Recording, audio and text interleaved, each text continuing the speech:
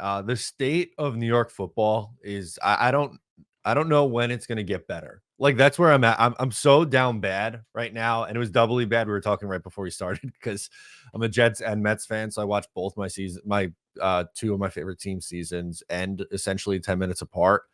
Mets different, like they had no expectations, way overachieved. Proud of how that team fought, but still sad to see it come to an end. Jets, ton of expectations, and maybe just the most mentally soft team I've ever seen. They cannot get through any adversity whatsoever. They're leading 15. I think this is where we start. The turning point of the game was in the second quarter at the end, 2 minutes of the half. They're up 15-6. They have the ball. They're driving, and Aaron Rodgers throws an interception, and the Steelers go down and get a touchdown to make it a 15-13 game. So instead of being up by at least at minimum 9, if you go down and get a field goal, you're up 12 at that point. Or if you go up and God forbid get a touchdown, you're up 22-6 and getting the ball to start the second half. And it just goes completely off the rails.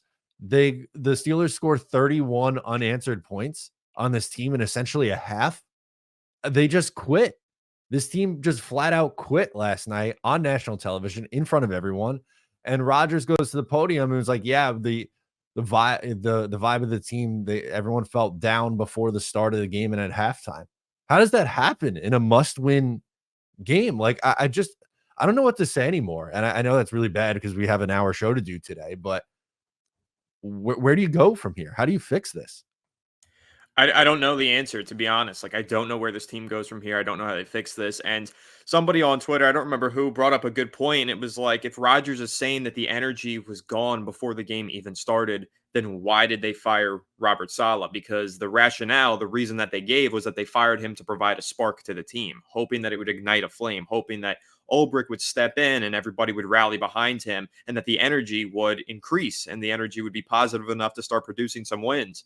Instead, the energy is still flat somehow entering this game. So I don't really understand. It's like, listen, I was a proponent of firing Saleh. I think it was the right decision because if you were going to do it at the end of the year, you might as well do it now. Like if you were dead set on doing it, just get it over with, right? So I'm not complaining over the Jets making that decision. I'm not going to walk back my praise of it. But at the end of the day, they gave a specific reason as to why they did that. They said that they wanted to spark energy in this team. The energy is still lacking. So now they need to figure out, why is that the case? Where is the leadership on this team? Why is that lacking? How is the energy so flat entering a game, coming out of halftime, just all throughout those 4 quarters, just flat energy? It needs to be identified. What is the root cause of this problem? Yeah, and like it feels like there's issues everywhere, and it goes all the way up top to ownership with Woody Johnson. Him meddling, I don't think does this team any favors. Although I will give him credit because I agreed with the decision to move on from Robert Saleh to trade for Devontae Adams and to work this out with Hassan Reddick. I understand like they were trying to spark the team, and clearly that didn't work with Salah. But if you were going to be, if you're going to have a losing record anyway and move on from him after the year, what's the difference?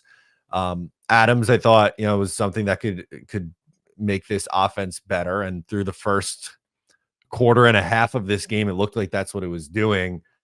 But I don't think him meddling and getting involved is a good thing.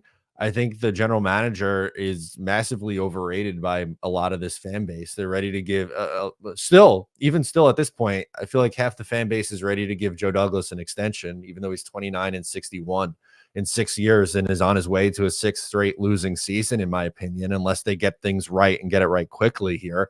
But based on what we've seen, I don't know how they're going 7-3 the rest of the way to get to a winning record.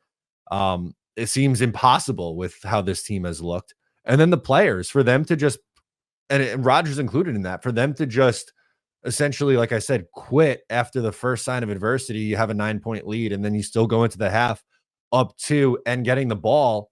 And they were just so flat. And the defense quit too. I don't know, man. I slept on it. I'm not feeling any better this morning. And it's so frustrating because, as I said, and you don't have an answer. I know I don't have an answer either. I just don't know how you fix this because clearly there's talent on this roster, but they don't play as a team. I really liked. I don't know if you saw this morning. Damian Woody had a rant on ESPN, and essentially he was saying like this is a talented roster, but they don't do anything as a team. They don't work together. There's not a good leadership in place, and it's really costing them. And it feels like that's right with how things have looked.